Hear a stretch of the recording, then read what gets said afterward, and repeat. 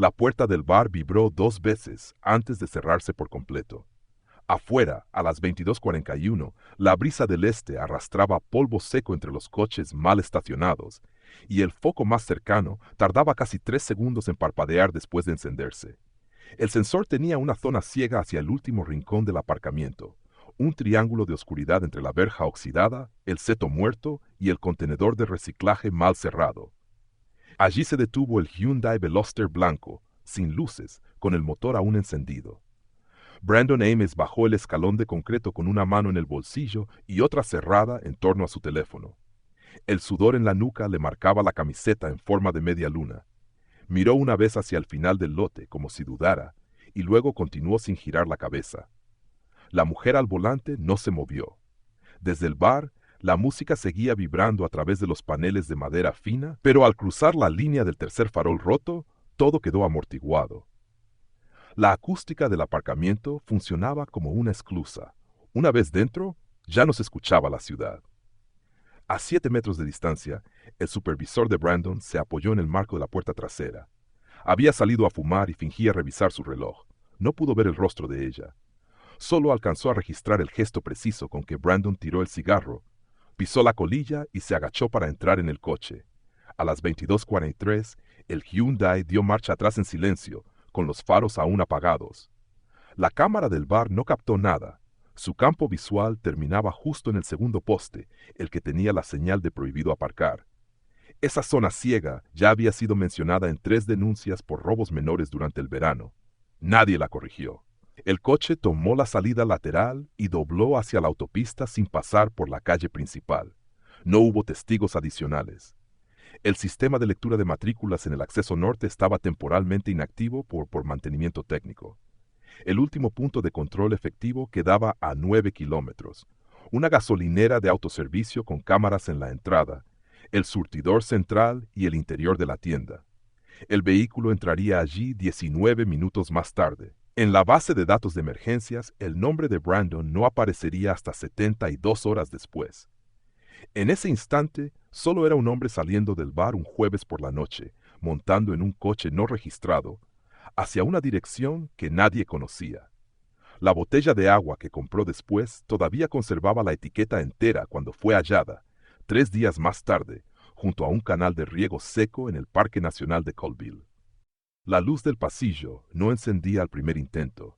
El interruptor, al lado de la puerta trasera de la comisaría, soltaba un chasquido seco cada vez que fallaba, y esa mañana, a las 7:02, necesitó 3 toques.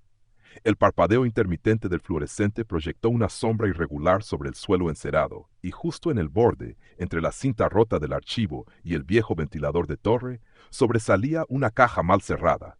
Tenía una etiqueta escrita a mano, Ames, Brandon, pendiente. El archivador que la contenía estaba desplazado 7 centímetros de su posición habitual. Nadie lo había tocado desde el viernes. La oficial de turno pasó de largo sin verla. Estaba empapada por la llovizna de octubre y con el auricular aún en la oreja.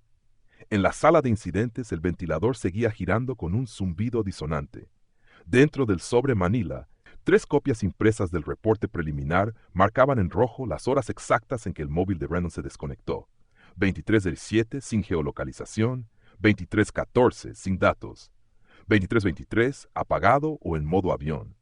A las 23:25 la señal desapareció del todo. En una carpeta anexa, resaltado en marcador azul, se leía la nota del supervisor que lo había visto subir a un vehículo. Auto blanco, deportivo, probablemente coreano. Mujer conductora, no vio el rostro. La anotación estaba incompleta. No se registró matrícula. Tampoco se precisó la marca. Las cámaras de seguridad del bar no captaron el movimiento. El sistema se reiniciaba cada 3 días y esa semana no había respaldos. Un técnico del Departamento de Tránsito confirmó que el lector de placas en la intersección norte se había desactivado por sobrecarga eléctrica. El área sin cobertura formaba una cuña estrecha de 14 cuadras, justo el espacio donde un coche podía doblar, cambiar de dirección o detenerse sin ser rastreado. Allí se perdía el hilo. La madre de Brandon, Cora Ames, llegó sin cita a la estación a las 8:04.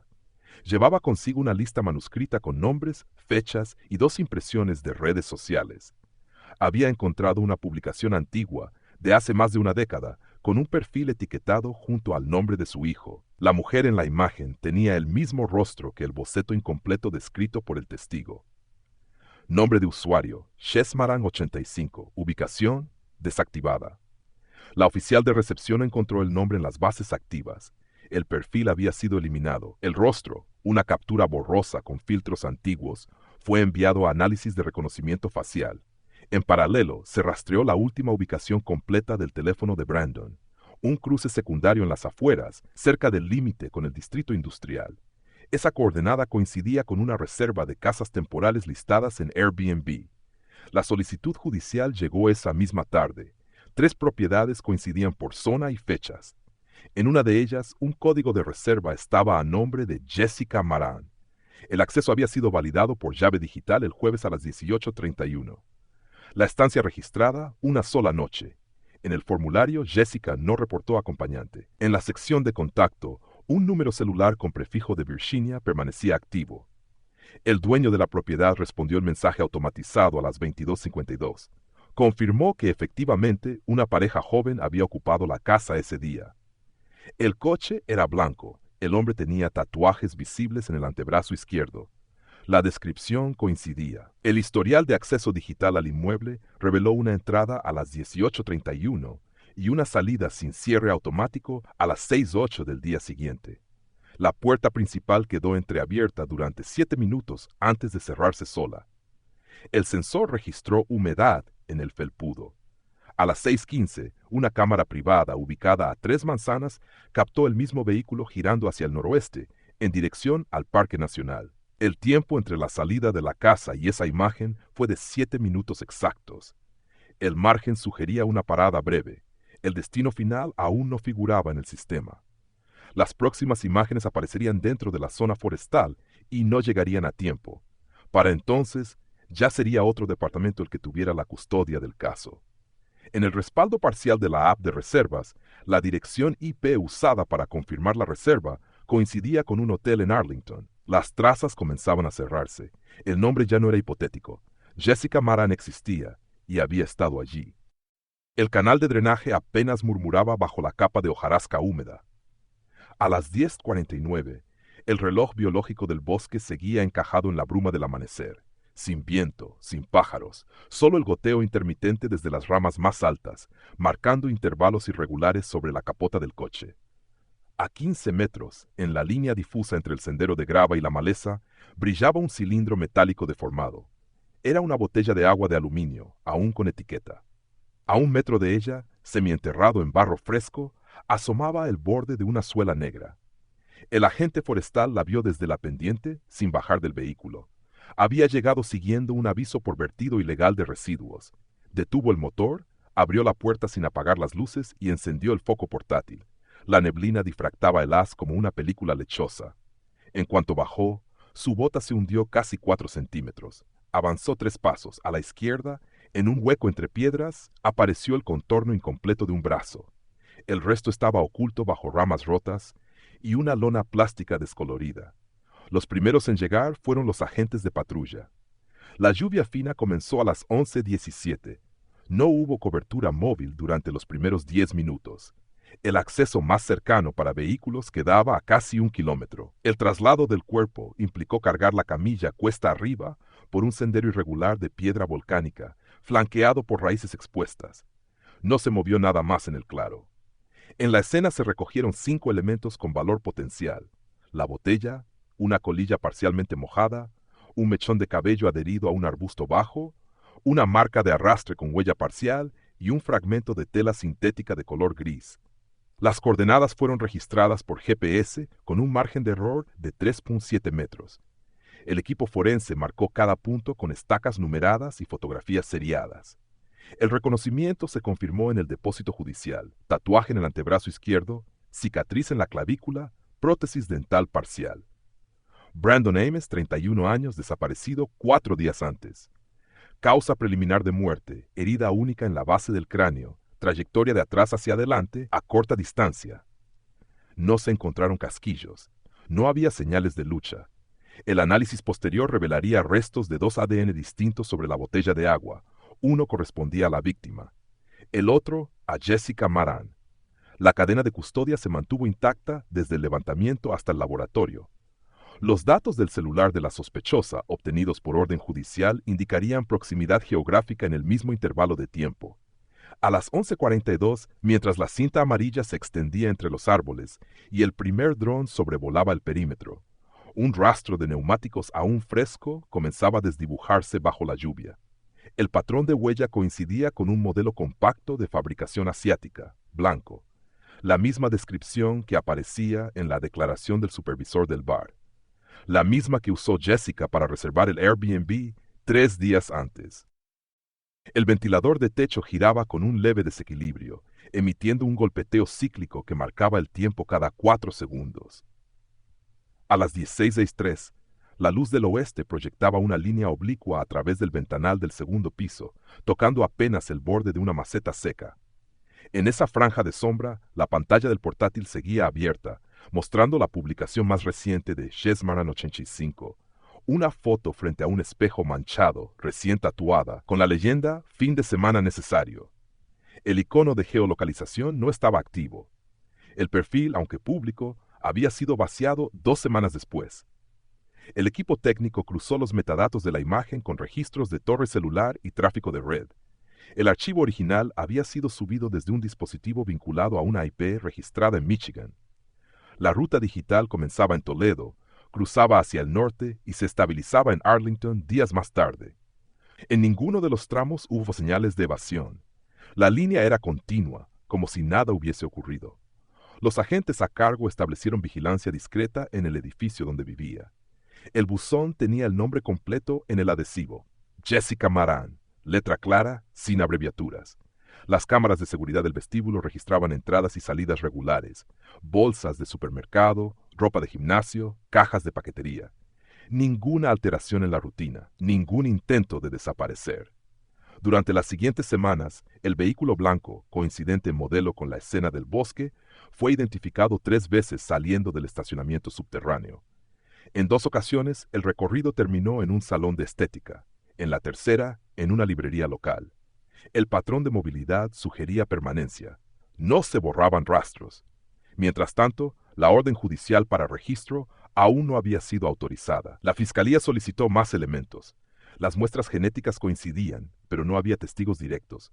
Tampoco arma. Solo la botella, la cercanía digital y la línea de tiempo. No bastaba. Cora Ames actualizaba un cuaderno cada noche, recortes, capturas de pantalla, horarios anotados a mano. Leía foros, preguntaba por IPes, anotaba placas. El cansancio comenzaba a traducirse en insomnio. Revisaba los mismos perfiles, las mismas fotos, esperando un descuido.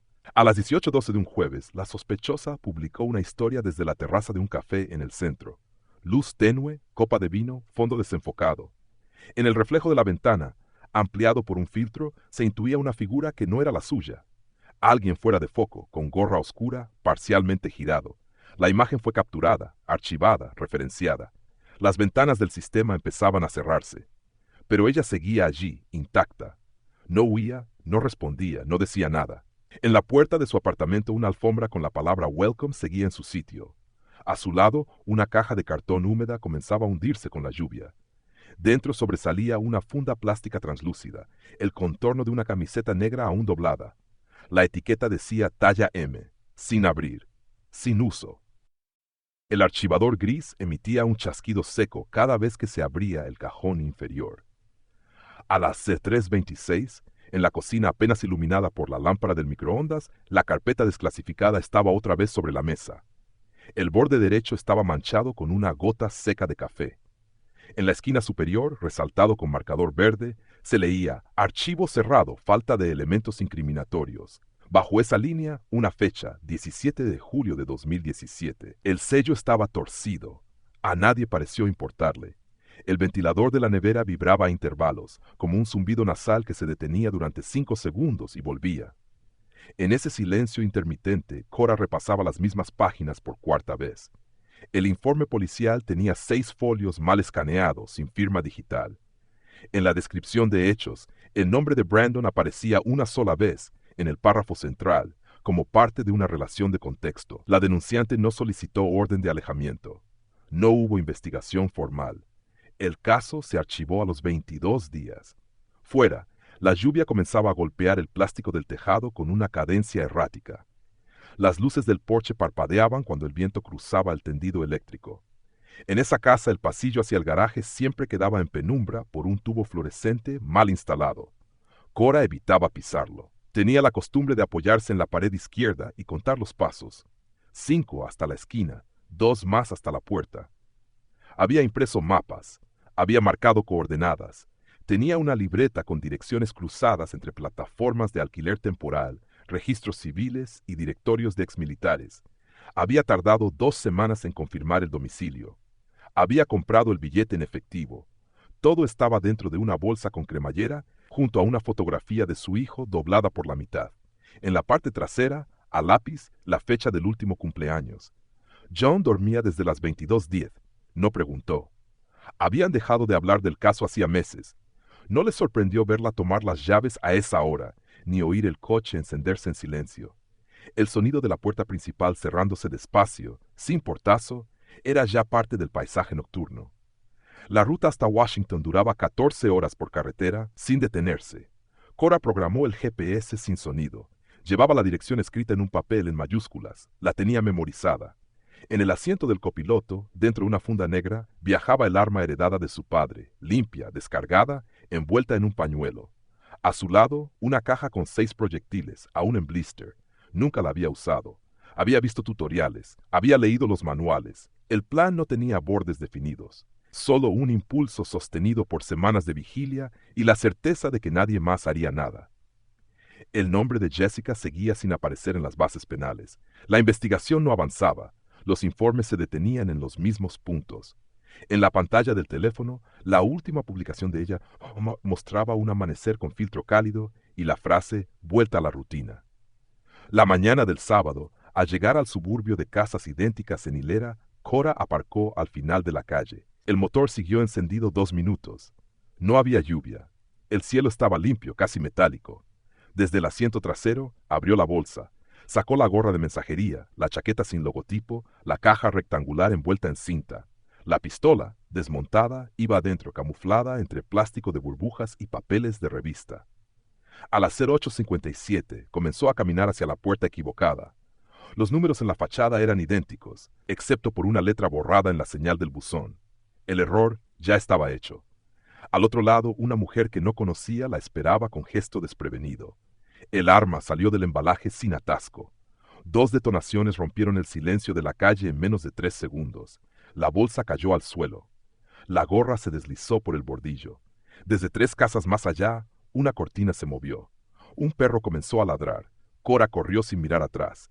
A la vuelta de la esquina, un aspersor automático se activó, humedeciendo la acera.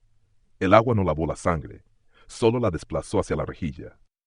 Las luces del portal número 114 tardaban 5 segundos en encenderse desde que alguien pisaba el último escalón.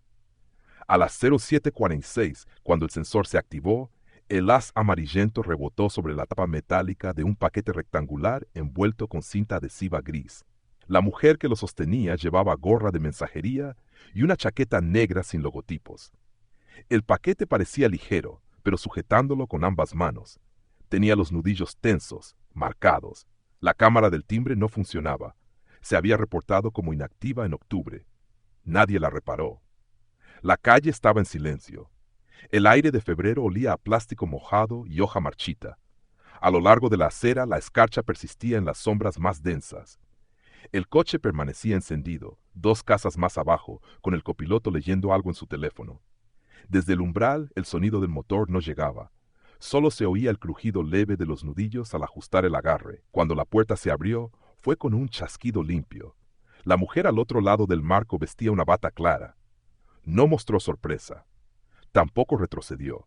El cañón del arma salió del interior del paquete sin atasco, alineado con el torso, y disparó 2 veces. El retroceso fue más seco de lo previsto. El cuerpo cayó hacia atrás, rompiendo el cristal de la consola junto a la entrada. Un jarrón de cerámica rodó hacia la alfombra. Durante 3 segundos no pasó nada más.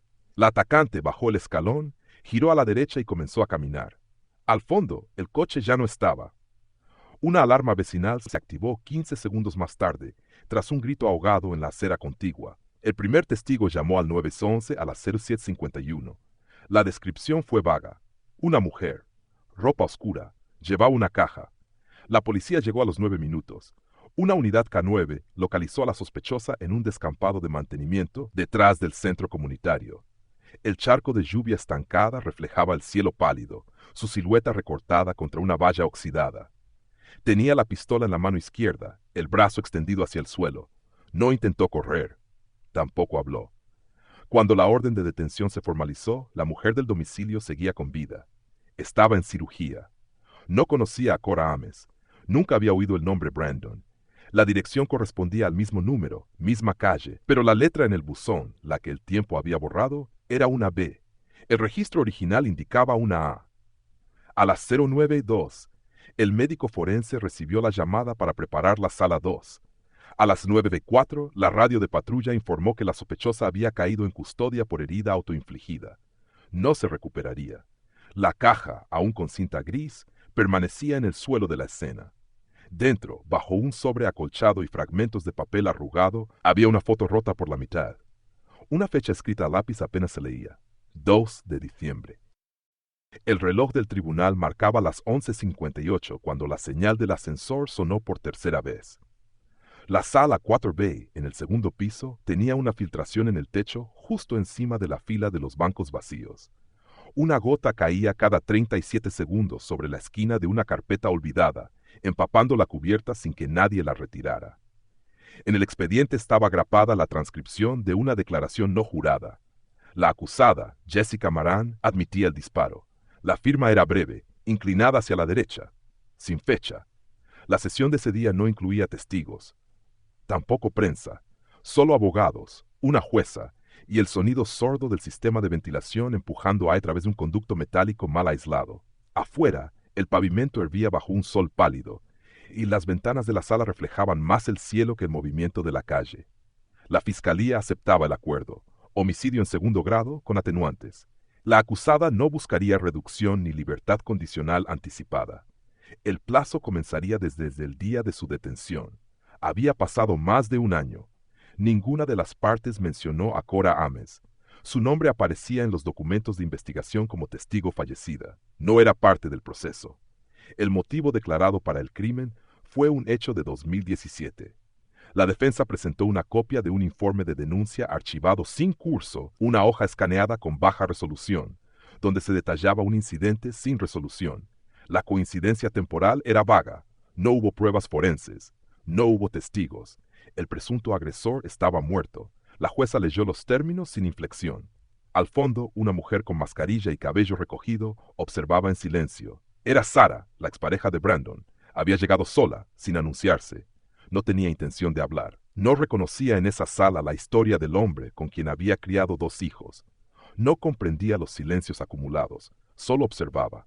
En las carpetas apiladas sobre la mesa de la fiscalía se incluían imágenes del cuerpo, análisis balísticos, coincidencias de ADN y registros de ubicación. También estaba impresa la captura de pantalla del post donde Jessica mostraba su tatuaje nuevo. La hora de publicación coincidía con la ventana temporal estimada del asesinato, la fecha con el cierre de sesión de Airbnb, el modelo del coche con las cámaras de peaje, la botella de agua con la que compraron juntos horas antes. Ninguno de esos elementos explicaba el porqué. El acta se cerró a las 2:36. Jessica fue conducida de regreso al centro de detención. Su expresión no cambió al cruzar la puerta. Tampoco volvió la cabeza. En el pasillo, un agente de custodia miró el suelo mientras caminaban. Las hojas de los árboles del estacionamiento apenas se movían. Dentro de un sobre de papel reciclado, sobre el asiento trasero del coche de Sara, dormía un cuaderno de espiral con el nombre de Brandon en la tapa.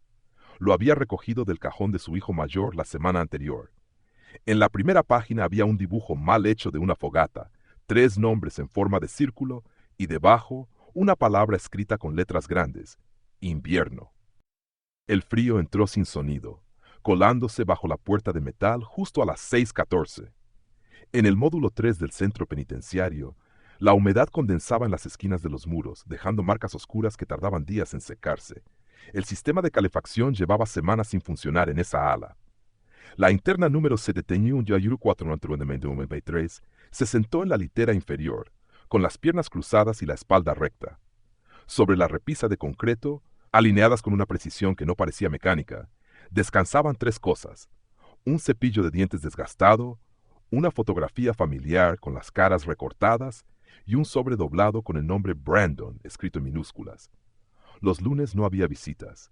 Las luces del techo se encendían a las 5:30 y no se apagaban hasta la noche. En ese espacio, la sombra no se movía.